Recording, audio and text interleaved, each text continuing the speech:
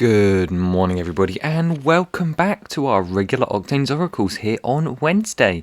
And as some of you may be aware, of course, I was on break for the last week and a half and I am back now, and this is our first Octane's Oracle back. So I thought we should do a little bit of a catch up, go through briefly all of the news that we've seen in the last 2 weeks, all of the custom sets and what I've been up to as well, because it's not been 2 weeks free of LEGO. We've been up to lots of interesting stuff, and it's been a pretty eventful 2 weeks, so I thought we would go through it today in sections. I wanted to start with purchases. So recently, of course, I couldn't go 2 weeks without buying something. So I actually bought the 501st Battle Pack this week. This is my first copy of the set, not like an army building copy or anything. It's just my finally, I saw it in the store, the 501st Battle Pack, and I was like, nope, we need this. It's such an iconic piece of LEGO history, and while the method we went about to get it isn't necessarily the most morally superior, is that the word? I do still very much appreciate the fact that the set exists. It's incredibly influential, and it's a landmark occasion of people campaigning for a set and then getting the set. And also, we just had price increases here in the UK, and I still managed to get it for its original retail rather than the new retail that they introduced this year. Plus, I'm sure it will retire at the end of this year at the very latest, and I knew I wanted it and I'd probably regret it. The aftermarket would be horrible on it, so I bit the bullet, and I ended up really enjoying the set. It's nice. The builds are actually really substantial for what is essentially a large battle pack. Great to have some more battle droids. I absolutely love the 501st design. The blue and white together is great, and I'm not huge into the clone era of Star Wars. The Jet Trooper as well looks lovely. I do have to say I'm really fond of the AT-RT style build as well. But overall, a nice solid set, and I bought that at the beginning of the 2 weeks. And then a week later, I stumbled into the store and I found Polybags. 2022 Polybags had finally landed in my location. I'm very excited for the Police Dog and Canine one. However, they didn't have that in this set. They had the Parrot. The Creator 3-in-1 Parrot, which is absolutely gorgeous, really, really colourful, really nice combination, and really, really solid, and actually substantial for a polybag build. He was brilliant value. I've really enjoyed my time with him, and of course I'm going to have to do the alternate builds at some point, but he was one I was looking forward to, and I finally got to see him, and honestly incredible. Really, really pleased with the Parrot. And then thirdly, maybe most obscurely, and finally I should add, I also bought myself the Duplo giraffe polybag off eBay from 2020. Now you're thinking, Octane's finally lost it. He bought a retired Duplo set. Now listen up. The giraffe was actually increasing in price. The Duplo set was inflating, which means I was very lucky to be able to get it for retail. Either way, I bought a Duplo set. Yep, that's something that happened. I don't know what to feel about it yet. It's just a cute giraffe. It's just cute. I like it. Anyway, we're not going to dally too long. I think next we shall move on to the new reveals. Then I can talk about some of the Nintendo stuff, and then my customs to finish off this video, as well as what we can expect to see on my channel soon. Anyway, so a lot of new sets were revealed. Typically, as soon as I take a break, everyone decides to reveal their sets. At least I got to cover the Mario ones. Is something I was pleased about. So first up for stuff that got revealed was the Easter promo for this year, which is, by the way, adorable. Chickens are the best that LEGO does for their Easter stuff, and this one has the charm of the big egg from a couple of years ago, while also obviously having Easter chicks.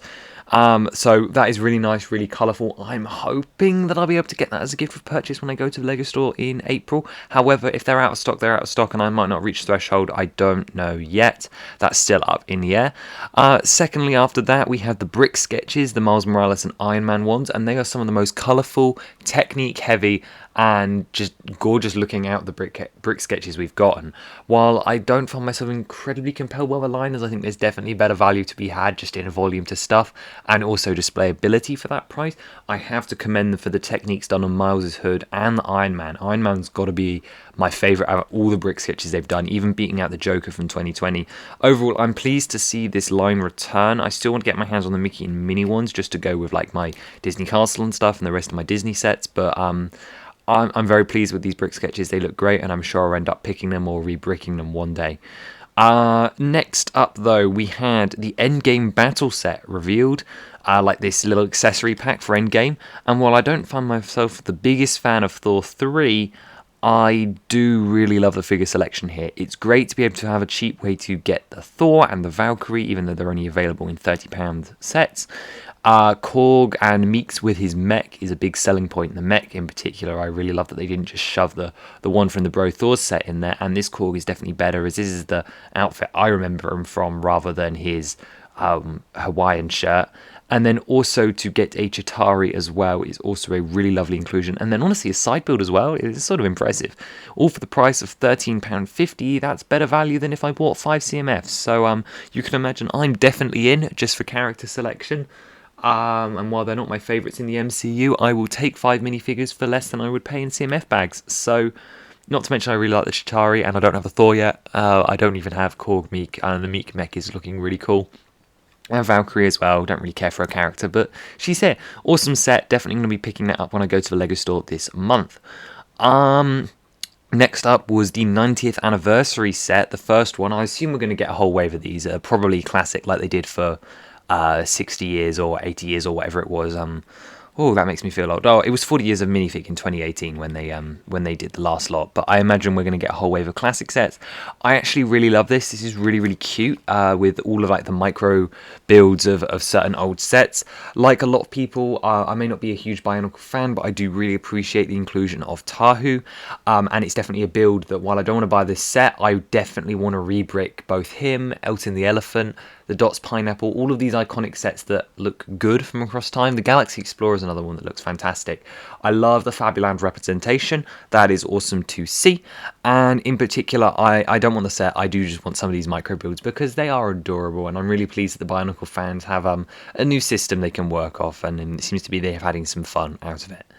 Then if we move along, we then had the DeLorean, which was cool. It looks great. What else can I say that other people haven't said? I don't find myself excited by it, but then again, I haven't watched Back to the Future in quite a few years. Maybe if I rewatched the movies, I'd fall in love like I did with the Jurassic Park set all over again because I did love that set.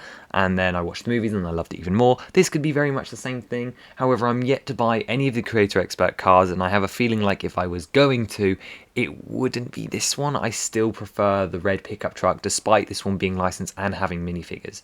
Now, the easy way for you to sell me on those is if they did a big version of the Jurassic Park Jeep. That would be awesome. However, I still find myself not scared, but no real draw into these large-scale minifigures scale vehicles. And actually, I really don't think the minifigures fit. I guess people are just happy they included them, but it doesn't work for me. They shouldn't be including figures in these large-scale cars. That's just a stance I'm going to take, I guess. Then on to the next sets. I want to breeze through these fairly quickly as we've got different stuff to talk about today. It's not supposed to be all about sets. Lightyear, they look cool enough. Zurg looks funny to me and I don't like it in particular. The Cyclone Mech to 4+, looks great, and his starship is about average. I think it's been blown out of the water by space fans. Really not a fan of Buzz's head. However, I do like this like Marauder style armor or whatever these characters are supposed to be. I can't tell, having not watched the movie. However, the best thing I think about the way for me is the little robot in the Zurg set. You know, like the upright one with his thing. What's he called? Eric. He looks cool enough. I like that. That's really nice. And then there's of course the Duplo set, but I'm not really going to cover that. I think the Eric thing might be my favourite out of this build. Nothing bad here. Nice solid wave, just less interesting for me. And then that moves us on to the final 3 items. We've got Star Wars, Jurassic World, and Friends.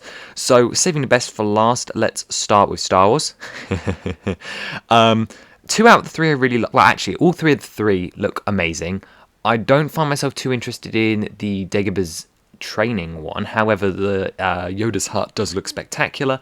I really love the technique done with the roofs, and controversially, they did the best thing they've ever done with the water.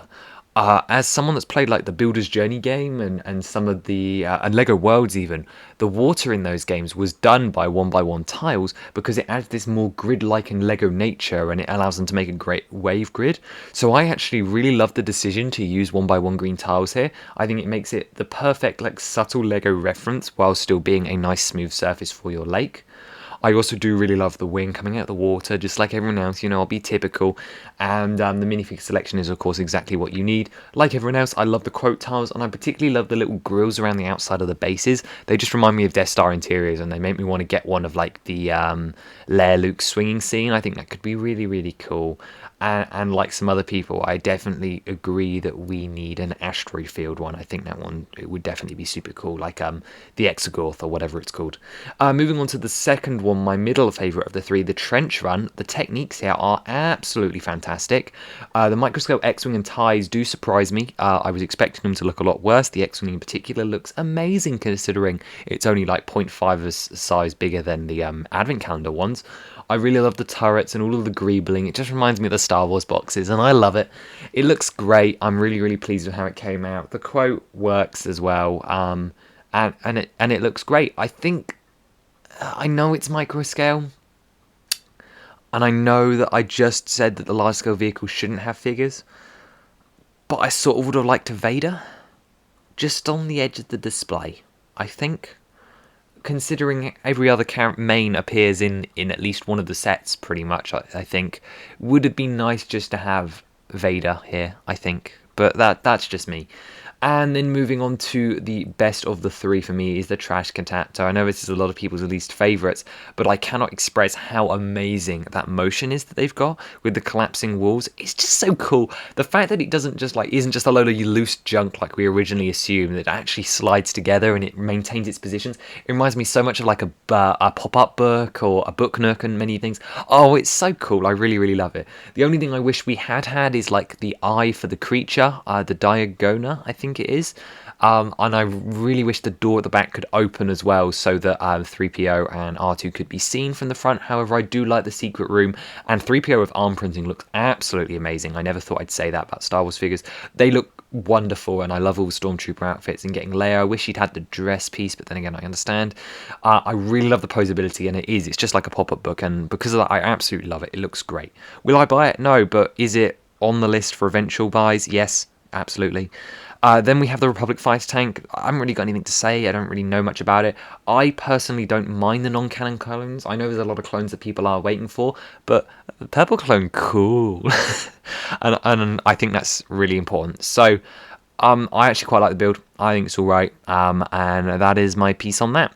Next up, we have the Jurassic World sets, and yes, I did say I'm leaving the best set to last, so you'll hear about that in a minute. The Gigantosaurus versus the Rhinoceros set. Dinosaurs look cool. Interested to see if they're going to butcher a Spinosaurus by using this piece. I'd hope we'd get an exclusive back piece if we were going to have a Spino. However, I do really like the Gigantosaurus back colour, I guess. I really like the colouring of him.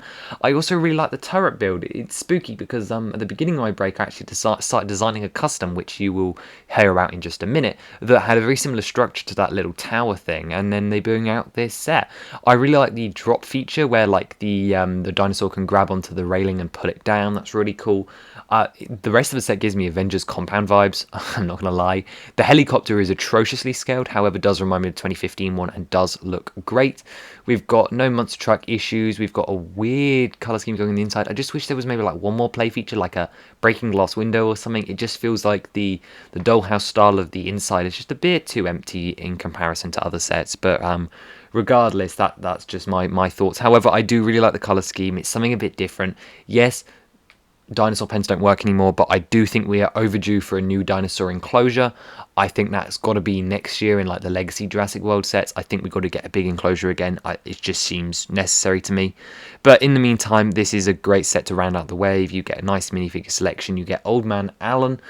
And yeah, no, it's a solid set. Good dinosaurs, the rest of it. Just not as exciting as I was hoping for, I think.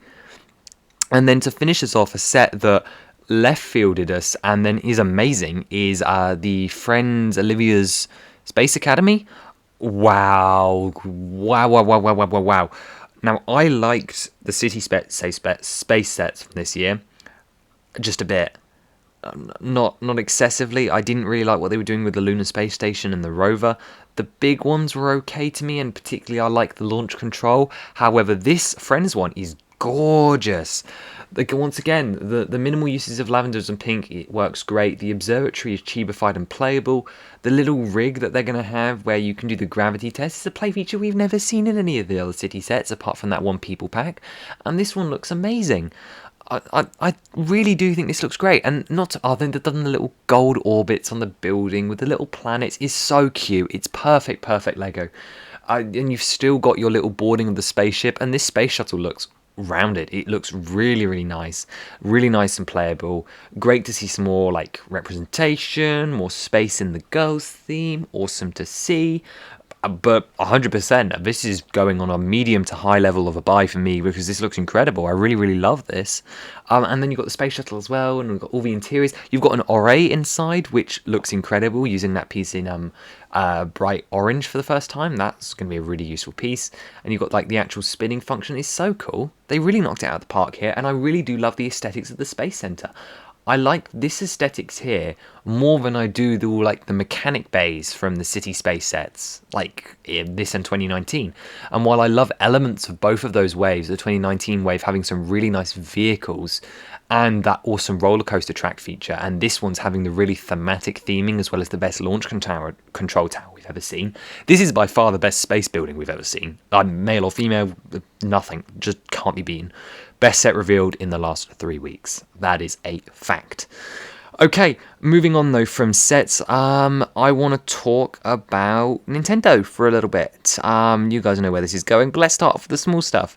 Over my 2-week break, I had a bit of extra time, well, because I wasn't uploading, so I used that time preferably not wisely, and I managed to almost complete 100% of Age of Calamity for the second time. Which has just been a lot of fun. I've been doing the grindy part. That's it. I've got 10 levels left to go on Link. I just want to get him to 100 so I can level everyone else up. Or was it 99? I can't remember. It's been a while. But it's been fun.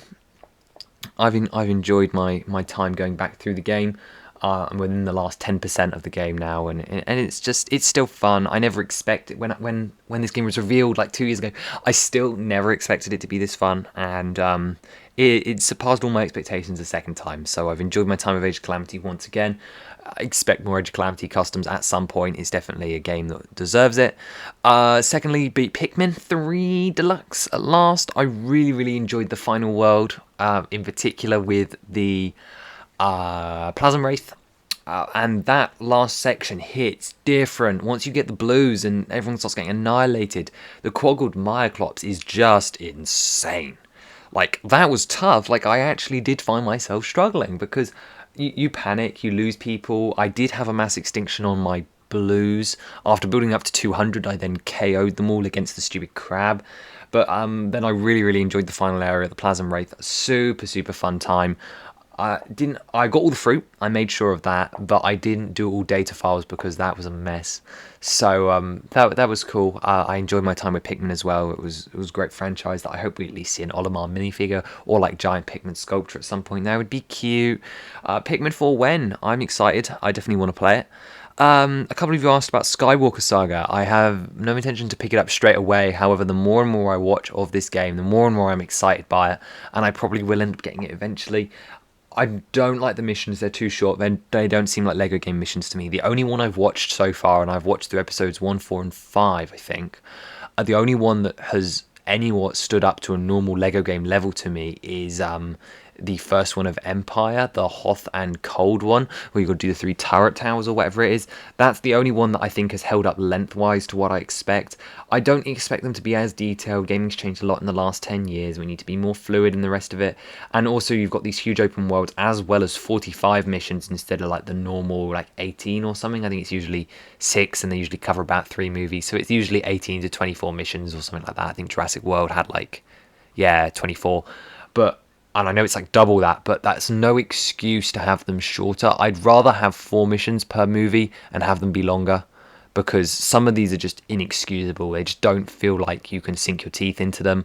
I don't know how you get all the mini kits, but apart from that, it looks gorgeous. We got to say that. The character selection looks wonderful, and the open worlds, I hope, just have enough in them. I just really hope that it's nice and dense like Lord of the Rings, but eventually I'll pick it up probably, but just not straight away.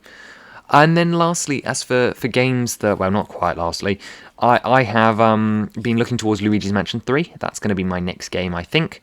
So we'll see if any customs come out of that or not. But I'm looking forward to buying that whenever I can get it at just not quite full price. And another one I want to go back to, probably on the Wii U Virtual Console before they close it, is Zelda 1. I need to play that game. I really want to. I know it's difficult. I know it's supposed to be really hard, but I do want to try it. I do want to learn it. I want to be able to say that I beat it. I know it's really difficult, but it's just intriguing me more and more as something I can sink some time into, do a little bit of grinding, but fun grinding, and die a lot too. So looking forward to trying that one out, hopefully this year as well. Which of course brings us into the elephant of the room of why am I looking at trying new games? Because the other game for this year got delayed. Breath of the Wild 2 got delayed. Yay! It was not a fun announcement. Realistically, I don't care. I'd prefer it to be better, and I'd prefer them to wait another year. But it's another year. I know it's only like 3 months off when we knew it was going to release this in winter, but I don't want to wait anymore. It's going to be 6 years by that time, and I gotta say it. I don't want to be negative about it, but why is it always us? We wait 6 years between games, and yeah, the games are incredible, but then they get shafted by half of the gaming world. We don't get an anniversary because Mario reigns supreme, and we don't get merch tie-ins because that thing is seen as too mature for 7-year-olds. So we don't get an anniversary, we don't get Lego sets yet, at least, and we have to wait even longer between our games for what is essentially a minuscule difference. So just always feel salty as a Zelda fan, really. That's it. I'm sorry, I know a lot of people don't agree with that outlook, but it's just the way I feel with it. Nintendo just, they make things difficult. Although I'm sure it will be incredible. I'm hoping I love it even more because my plan is to go in blind. So I will take another break when that game gets close to release so I don't get any spoilers. So I can play it myself. And then of course there will be customs for it on the channel. Which brings us into our final item for the day. I don't want to linger too long on Breath of the Wild 2. And that is what I've been up to custom and channel wise and what you can expect to see in the future. So in the last 2 weeks, of course, I've been working on a series of mocs, one of which, I'm going to spoil a couple of them here, would have been the Breath of the Wild 2 sequel Cave. This is now delayed. I lost all motivation to work on it after the announcement was delayed, so we're not focusing on Breath of the Wild 2 yet because I don't have to. I've got more time to prepare what I want to do for that game, and I will deal with it when my hype comes back, which is not now. The other sets I've been working on is a Bridge of Eldin from Twilight Princess. This was a fan suggestion as like an 18+ style build. It's coming along well, but I've had a bit of creative block for it, so again, that's about halfway done and not done. However, the one that is getting closer and closer to finish, and I'm hoping it's going to be done within like a month, maybe, probably less, is Lurelin. I finally did it. It's been a fan request for ages. I've been working on my Lurelin village custom, and I'm really enjoying it, and I'm really excited, and I'm doing a different take on it. So I hope you guys are excited to see that. That should be fun. As well as, of course, the custom set for this Friday, I had to build West Talbot's Iron Knuckle Encounter in real life. Had to decide if I wanted to spoil that there. But you guys already know what's coming. And then for another one is Wave 2 of DigiLink. I started working on Digi-Zelda, inspired by Digi-Peach. So she's going to get 5 sets, or 6 sets even. I've just got to work out the play features because, once again, that's a really time-intensive one and not something I have huge amounts of time to sink into right now. As for other people's mocks, you guys know that I like to backwards engineer other people's creations so I can display them with proper credit eventually. One of those being Dungeon 1 from the original Legend of Zelda. This was a mock I saw. Hopefully I'll put a picture up for you. I did a Girahim Brickhead as well as a micro-scale shrine as well, all of which were cool builds accredited to their certain authors whenever we showcase them here on the channel, and I was really pleased with those. As far as stuff that you can expect to see upcoming in the channel soon-ish, Hyrule Castle Prison, we're moving on. Big Hyrule Castle had some work done to it, and we'll be moving over to start working on the prison in the coming weeks. I'm also going to be doing a custom buying guide for my custom wave sets, wave 1 to 3. That's been a really time-intensive project as I had to start thinking about what I would actually buy, something I don't have to worry about currently in real life, but was actually quite struggling, or it was quite difficult, I should say. We've also got some cool Mario customs, like actual Mario customs coming up, as well as a couple more vintage vintage bits that I've been dealing with, as well as some retrospects. I know that quite a lot of you guys really enjoyed the Jurassic World retrospect, and there's a couple more free themes I want to tackle. I want to do Fabuland for starters, not so much as a retrospect, but more just actually looking at the evolution of Fabuland. I want to do Friends, and I want to do Ninjago, and I think Ninjago is going to be first because I really don't have that much experience with it, and it sounds like a lot of fun to go through. But I think going forward, these retrospects are going to have to be split into multiple parts because while an hour and a half video is fun and all, it took me an hour and a half to go through 3 years of Jurassic Park sets. How long is it going to take me to do 11 years of Ninjago? Yeah, it's going to be a long one. I think we're going to have to split it, more so that I get more content out of it, because I can't sink 3 hours into recording one video each week. That's just not viable. So, that will be that. But there's some stuff coming. I wanted to catch you guys up on what had happened over break, as well as all the new reveals and plans and exciting things that I've been working on, as well as, of course, that woeful delay for Breath of the Wild 2. But it'll be worth the wait. I have faith, still. Just no more hype. Either way, I'll see you next time. Bye-bye.